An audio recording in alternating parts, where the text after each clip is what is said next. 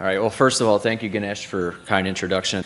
So my title, again, is Overview of Recent Developments in Blast-Resistant Structural Concrete, and it'll be a sort of combination of a few different things, Chapter 9 overview being one of those things, and I'll show an agenda here for the talk in a minute.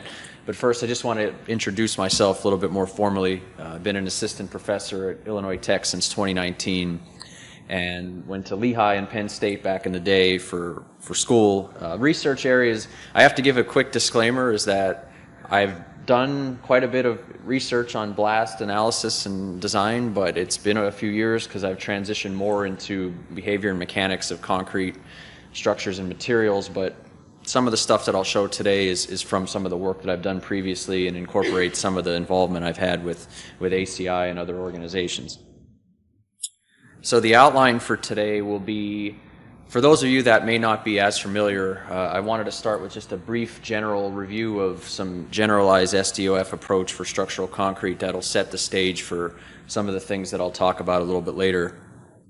And then some recent developments for precast components. I do a lot of work in precast structures, and a lot of the things that you'll see later on reflect the precast structures and the experience that I've had with them.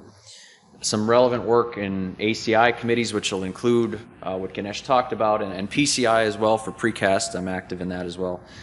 And proposed updates to the 370R with a main focus on Chapter 9 will come after that. And then I have a quick set of future research recommendations towards the end. So just a quick general overview of generalized SDOF for structural concrete. I feel like I'm a professor in this session, but hopefully it's a review for most of you, but if not, there might be something that you learn. So fundamentals of blast-resistant design, I'll go through this relatively quickly. I'm going to focus on anti-terrorism and force protection for the most part here. I know there's other things, petrochemical and explosive safety and things like that, that others are more experienced with, but you see some examples of where explosives have caused major problems in concrete buildings, and our work, of course, seeks to mitigate damage and the extent of casualties and things like that if we do have an event of an accidental explosion or terrorist threat or something like that. And these are just some general documents that are providing guidance or requirements in GSA, general services, for things like progressive collapse, or UFC for accidental explosions, which some others may talk about later on. I think Bill will probably touch on that. And then Army Corps of Engineers for response limits for allowable levels of damage and things like that for structural concrete and other materials. So intentional blast demands, just a really quick summary. Those of you that aren't as familiar, we have a very dynamic pressure wave that's hitting the structure. That's a function of charge weight, explosive type, standoff, meaning how far away you are from the structure, and the orientation, of course. And we get different types of response depending upon how close in or far field are the technical terms you are from the structure. And mainly today we'll focus on the far field conditions and their effects when I talk about a couple other things here moving forward, where you essentially have a reflected pressure that's distributed over the height of that part of the structure as opposed to something very close in like you'd see in a different type of explosive case. And static versus dynamic blast design. The static design that you're used to for conventional applications is force-driven, where its force capacity is greater than some demand. But here the dynamic design with a reliance on displacements is critical, where you have to solve an equation of motion, but you also have the added benefit of an inertial resistance with the acceleration term, also adding to your ability to resist the effects of blast.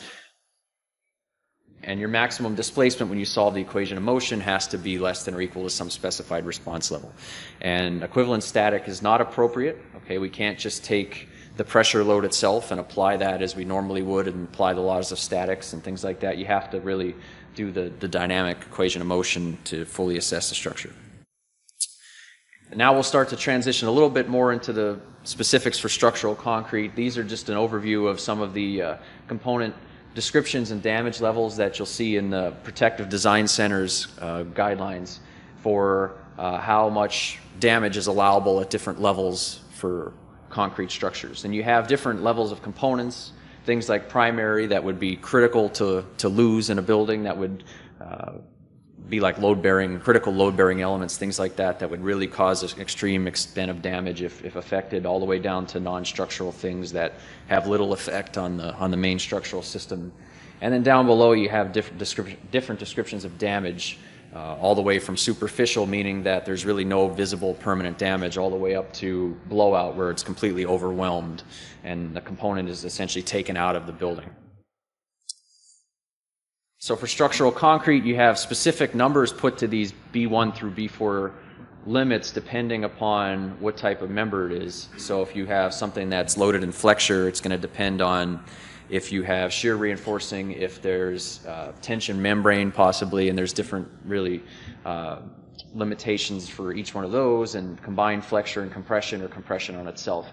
And this is just table 4.1 for reinforced concrete, and I'm sure these will be updated at some point. Again, to my knowledge, is what you'll currently find in the PDC TR 0608. There's a separate table for prestressed concrete. So when you have prestressed reinforcement that has different ductility, creates different mechanisms, different behavior in the structure, the response criteria change a little bit to reflect those. And it's not so much just assessed by the type of member anymore. Now we have considerations for how much pre-stressing you have in the section. So we use this term omega P, which is the pre-stressing index, which is a function of the area of the strand, the properties of the strand in terms of the stress in the steel, and then the compressive strength as well. So now it's kind of getting into the heart of the presentation with some recent developments. And again, some of this will be stuff that I worked on previously. So insulated precast wall panels have become a really popular solution, both for cladding systems that aren't meant to resist blast, but also those that are. And the insulation layer is really what drives this. The enhanced thermal performance is really useful to increase the R value when you have to meet even more stringent energy codes that are coming out. And the shear ties are used to essentially connect or provide composite action between the insulation layer, which is sandwiched between two concrete whites. And if you don't have those connectors there, the wall won't be able to be designed to behave compositely. And those mechanisms created by the shear connectors in the insulation can complicate things for both conventional loads like lateral wind pressure and things like that, and blast. So they'll be important to keep in mind as we go through the next few slides. And I will kind of give a little plug for something that I've been involved with for a number of years. Is insulated wall panels haven't been codified really to date, and in PCI, Precast, Pre-Stressed Concrete Institute, we have just gotten to the point where we're ready to publish a specification for the design of precast insulated wall panels. So it's been through all the balloting processes, and it's going to be hopefully adopted into ICC in the coming years. But it has minimum requirements that reflect all the unique behavior mechanisms in insulated wall panels for composite action, lifting and handling, service level analysis, and things like that.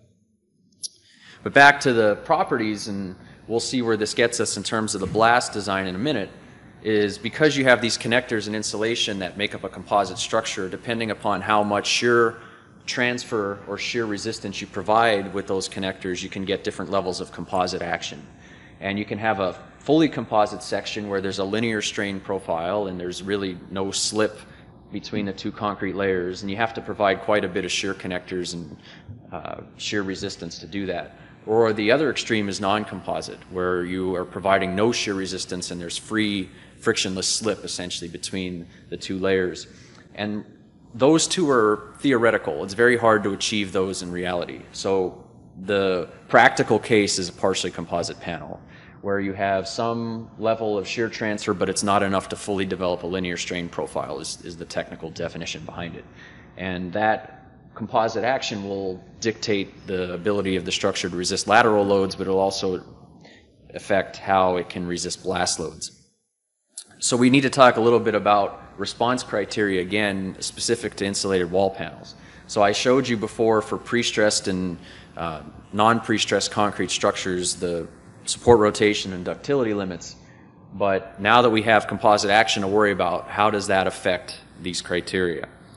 So let's just do a simple case study here. We have a resistance function, going back to the generalized SDOF approach.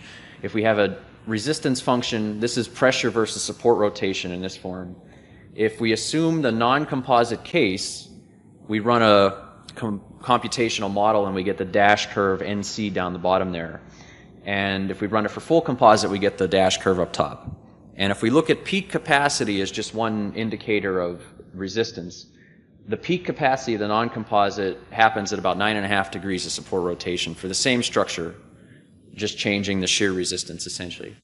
And full composite is about 4.5. So there's a huge difference there. And for the realistic, for this panel, if you run it with realistic layout of connectors, you get somewhere in between, 6.86 in just one case. Now you can scale that up or back depending on how much connectors you provide, but it's just one example to show that a realistic insulated wall panel isn't going to meet either one of those two bounds.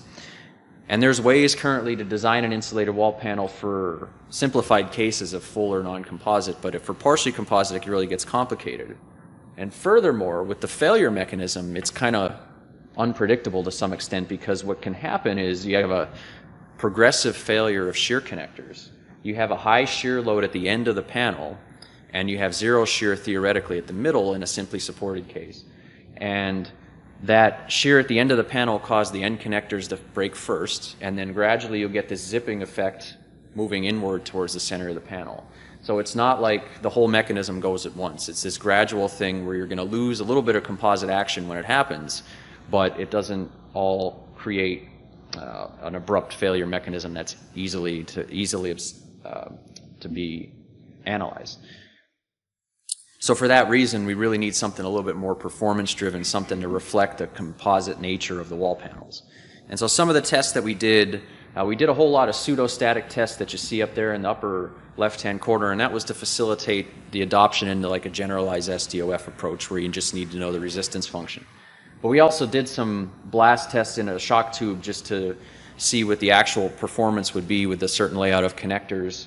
And I'll spare you the details, but I do have a video, I think it'll work here, that shows just the high-speed response of two insulated wall panels side by side. You can see there's a little bit of clearing pressure there, but if you look close, you can see cracks start to develop there, and I do point them out to give you a little bit better visibility of it. And just some quick shock tube results. There's the pressure loading with the two different tests that we did on the black plots there, and then the blue is the cumulative impulse, the area under that pressure time curve all the way over. And 4 different insulated wall panel types had very different responses. And generally, the main conclusion that I want to make is that when we ran the single degree of freedom analysis with the non-composite and full composite members, you can see those bounded there, but the test was well in between those somewhere, generally telling us that the level of composite action is affecting the response in the shock tube. And we had some different modeling approaches that, again, I would probably take me 3 hours to go through, so I'll spare you that. But they were generally decent predictors. It's a little bit more complicated to match blast test data, as I'm sure some of you will agree with. But generally speaking, it shows that the level of composite action is really an important factor for these types of structures in blast loading. And of course, we probably need more data points, but this is just one example. So now I'd like to get into some relevant work that does relate to some of this in ACI and PCI committees. The main one that I'll be talking about is the ACI 370R that Ganesh mentioned earlier. That's the 14 edition there. That's the one that we're currently revising to issue a newer version of that. The one on the right side is the blast resistant design manual from PCI, which you can also purchase on their website, that is specific to precast. Now, there is some precast in the one on the left, but I'm going to mention a little bit more about that in a couple of slides here. So with regards to the 370 committee, I'm involved with the main committee, but also the task group 2 on the revision of the document. So chapter 9 is titled Design of Reinforced Concrete Components. I just gave you, I'll give a couple screenshots here to show you that what's to come, but I have to give a disclaimer that, as Ganesh will probably say after me, is that it's still going through balloting and it's not officially adopted yet. So whenever I do show you a snippet, I'll either put under review or proposed, just so you know to not sort of take that and run with it, to look for the upcoming document once it's done, but just this is a sneak preview of what we've proposed so far. And then on the PCI side, back to the insulated wall panels, they have a committee called Blast Resistance and Structural Integrity, which I know a few others are involved with here, that is conducting a survey on current design practice for blast-resistant insulated wall panels that they're hoping to help inform future recommendations for those structures. There's a focus on the level of composite action, specifically comparing the design of different cross-sections to meet a specified response level. So they've given the survey participants a few different limits in terms of the blast load, in terms of what response level they wanted to meet, and they basically gave them an open-ended problem to design the wall panel. And they're comparing the different results and using those again to help enhance the current recommendations in PCI. So that's just a quick note on PCI. Since we're at ACI, I'll spend more time on the 370. The main focus on Chapter 9, but I do want to start with a note on Chapter 6, and Thomas Mander, who I don't think is here, is leading Chapter 6. But the one thing that's relevant here that I want to talk about is there's a revised recommendation on the table to include precast structures. It was not included in the 14 version, mainly due to lack of test data, research, or confidence really at the time, but since then we've had more understanding and research that's helped us to provide better recommendations for blast-resistant precast structures. So in that section there's a little write-up introduction on precast buildings and set some general guidelines for what to do with precast structures if you need to have blast resistance. But in Chapter 9, which is the details of structural concrete, I'm just going to go through a couple of different proposals or proposed updates that we have. In the section on material properties, there's some updated guidance on specified concrete strength, and specified being the key word, meaning what you ask for, and knowing that the concrete may and is likely to gain higher strength over time. Generally, it was restricted to 4,000 to 6,000 psi due to some uncertainties about higher strength concretes, but we've added some language in there, or proposing to add some language in there, that if you have higher specified compressive strengths, if they're proven by blast testing, then that'll be sufficient. And that's kind of a common theme. If you can prove it, and this isn't a code, this is a design recommendation, so engineering judgment and proving it on your own is also an efficient way to find out if it'll be effective or not. And then for precast wall panels, we have an introduction session about a lot of the things that I talked about already. I mentioned 340, excuse me, and then the table 1 in PDC you saw already. And then there's also a note on connections. Precast inherently has a little bit more complexity because of the connections. And the connections are often a point where the structure can fail under a blast load. So you need to have particular attention paid to those connections, and it'll be mentioned in that part of the part of the document. In the concrete section on the concrete performance, there's a materials section earlier, but this is more on the specifics of the concrete in itself. The one major thing that we recommended here was changing the language a little bit on the appropriate slump. Self-consolidating concretes are very popular in precast, and because we made the change to include precast, we also had to make some corresponding updates for the materials to reflect what they use in that industry as well. So basically what it says is that facilitates desired workability, and SCC may be valuable in very congested elements if you have extra reinforcement due to meeting the specified blast response criterion. For steel reinforcement, again, there's another note on high strength reinforcement now. Typically the grade 60 is the normal, but again, this is one of those things where at the end it's kind of maybe hard to see where I put proposed, but is permitted by some communities. But the reality is that if you can prove it by blast testing, it's generally a good practice to help integrate it into your structure. And for pre-stressed components, due to the relative lack of ductility, we are proposing to recommend that a relatively low pre-stressing ratio, that omega P term, be used to help with the ductility. Detailing and construction, the one other thing, again, this is sort of related to the precast, is joints. Unspecified joints are usually not recommended, but precast structures inherently have joints, so planned joints should be very much accounted for, just to make sure that you're capturing any type of effects that they may have on the response of your structure. We're not saying don't use them, but just be mindful and be careful. And then the last thing on masonry, which others may touch on, there's just some general guidance on unreinforced masonry walls, and if or if not, you can use those. Restrictions for developing net tension, minimum vertical reinforcement ratio, and horizontal joint reinforcing as well. So again, I'm not going to show you all those specifics, but look to see those in the upcoming version of the document. And then I just have a few research recommendations to finish up here. Again, kind of biased toward precast, but development and implementation of new criteria that reflect the composite action in precast insulated wall panels. So that's a big thing that I know PCI is mindful of as well.